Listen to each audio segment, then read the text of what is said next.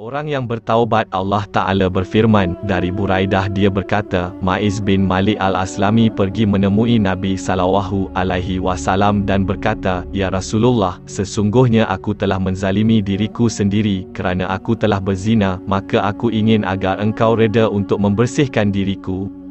Tetapi dia menolak pengakuannya. Keesokan harinya, dia datang lagi kepadanya sambil berkata, Wahai Rasulullah, sesungguhnya aku telah berzina, tetapi dia tetap menolak pengakuannya untuk kali kedua. Kemudian Rasulullah SAW mengutus seseorang menemui kaumnya dengan berkata, Tahukah kamu bahawa dalam fikiran Ma'iz ada sesuatu yang salah yang kamu dustakan? Mereka menjawab, kami tidak pasti apakah Ma'iz terganggu dengan fikirannya. Setahu kami dia seorang yang waras fikirannya.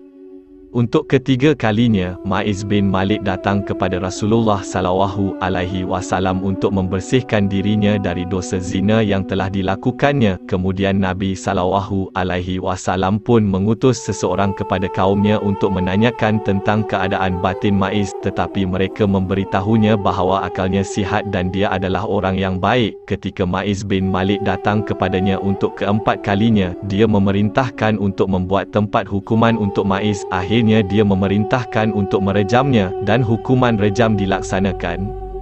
Buraidah melanjutkan, suatu hari seorang wanita Amidyah datang kepada Rasulullah SAW dan berkata, Wahai Rasulullah, aku telah berzina, maka sucikanlah diriku. Tetapi untuk yang pertama Rasulullah SAW tidak menghiraukan bahkan menolak pengakuan wanita tersebut. Keesokan harinya wanita itu datang kepada Nabi SAW sambil berkata, Wahai Rasulullah, mengapa engkau menolak pengakuanku? Nampaknya awak telah menolak pengakuan saya sebagaimana awak telah menolak pengakuan Ma'iz. Demi Allah, saya sedang mengandungkan bayi dari penzinaan itu. Mendengar pengakuan ini, Rasulullah SAW bersabda, jika kamu ingin tetap bertaubat, maka pulanglah sampai kamu bersalin. Selepas bersalin, perempuan itu datang lagi kepadanya sambil membawa bayinya. Dia berkata, inilah bayi yang telah aku lahirkan. Rasulullah kemudian berkata, kembalilah dan susukanlah bayimu sehingga bercerai susu. Setelah bercerai susu, perempuan itu datang lagi dengan membawa bayi, sedang di tangan bayi itu ada sekeping roti. Lalu perempuan itu berkata, Wahai Nabi Allah, aku telah bercerai susu bayi kecil ini, dan dia dapat menikmati makanannya sendiri. Kemudian dia memberikan bayi itu kepada seseorang dari kalangan orang Islam, dan memerintahkan untuk melaksanakan hukuman rejam. Akhirnya wanita itu ditanam di dalam tanah hingga ke dadanya.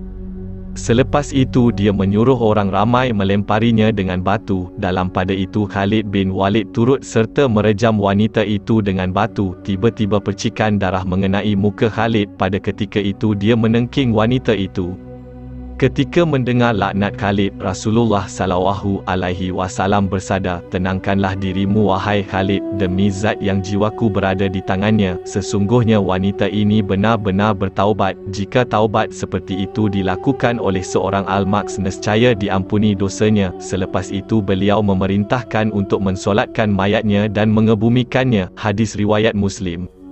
Penerangan ringkas, terdapat beberapa fawaid yang boleh dipetik daripada kisah di atas. Jika seseorang itu berzina tanpa disaksikan oleh sesiapa atau tidak ada yang melaporkannya, maka hendaklah dia melihat keadaannya. Jika dia takut akan terjerumus ke dalam zina kali kedua, maka hendaklah dia melaporkan dirinya untuk direjam. Tetapi jika dia berzina namun bertaubat, dan jika dia yakin bahawa dia tidak akan terjerumus ke dalam zina lagi, maka hendaklah dia menyembunyikannya dan tidak melaporkan dirinya. Ini ditunjukkan dalam hadis sahih yang lain.